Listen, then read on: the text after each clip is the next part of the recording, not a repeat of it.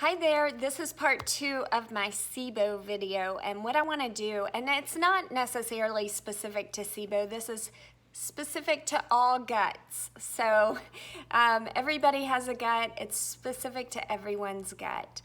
It is imperative that you have proper pH levels of your gut in order to really support diversity of a variety of different bacteria, a variety of different yeast, and maintaining the balance. So let's talk about pH real quick of the gut. Let's talk about what happens when that pH gets off track and how that can lead to some chronic conditions.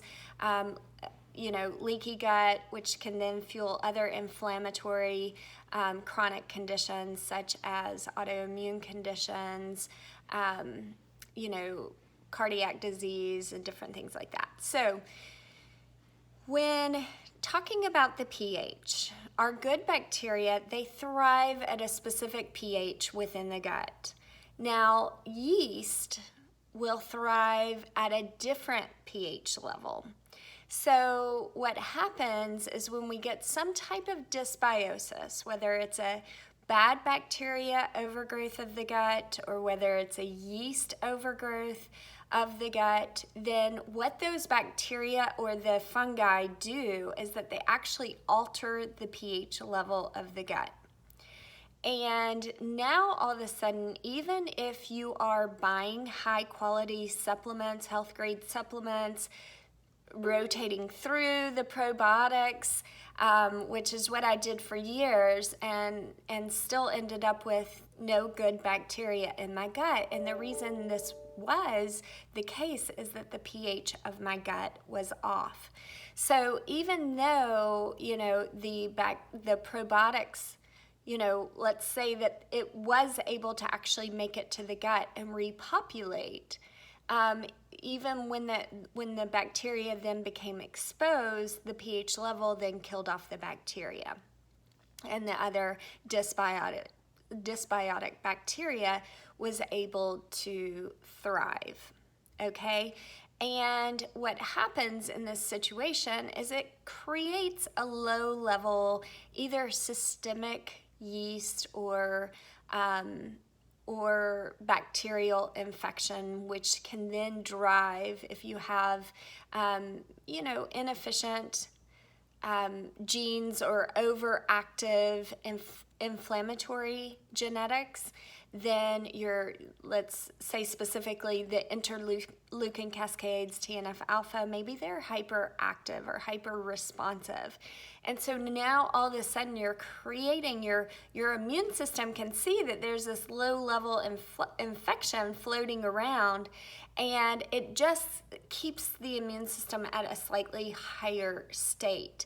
So then it drives other disease processes. Now, the other situation is the majority of Americans have leaky gut. If you've been eating the standard American diet of burgers and fries, fast food, or you've been on multiple rounds of antibiotics or other medications on a regular basis, then this is going to, and there are lots of other stress, a stressful work environment, a stressful family situation, a divorce, you've been a caregiver for a loved one. All of these things can influence gut health, and it can create a leaky gut situation.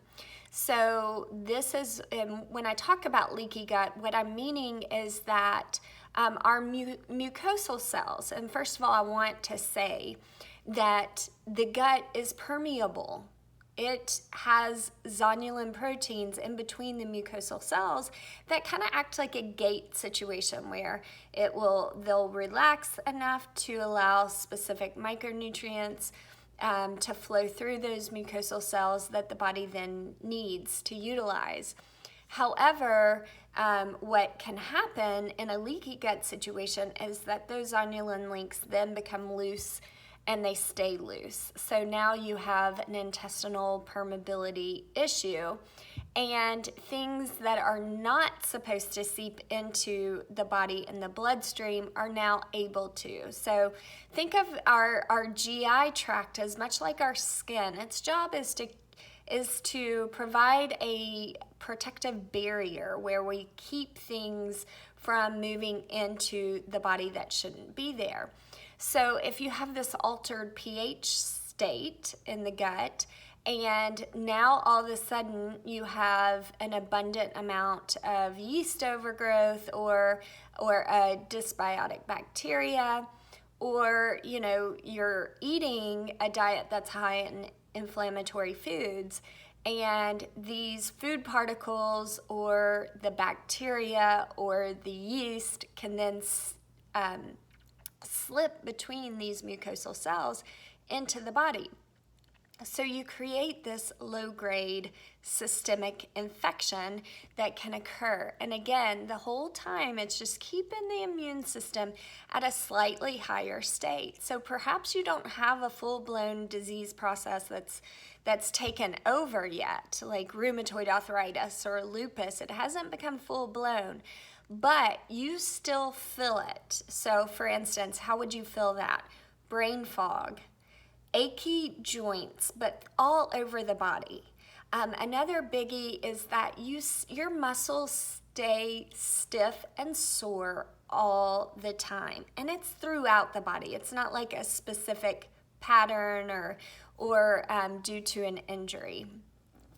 You can have gut issues, maybe not. Now, a lot of my clients that do have leaky gut, they don't always have, that's not always their primary report of constipation or diarrhea. It may or may not be. So anyhow, in this situation, it's very important that instead of, oftentimes what people will do is they'll go and they'll spend a lot of money on expensive probiotics, they add those back in, but you're basically throwing money down the drain. So instead, really understanding what is in the gut, and this is where diagnostic testing, so very high-level labs can get the job done that tell you exactly what's living in the gut. The good bacteria, the bad bacteria, the yeast, how much inflammation is already in there, what the pH level is. Are you actually digesting and absorbing food, or is it just coming straight through to your stool? So having the diagnostic tests are key to really specifically treating and restoring the gut microbiome.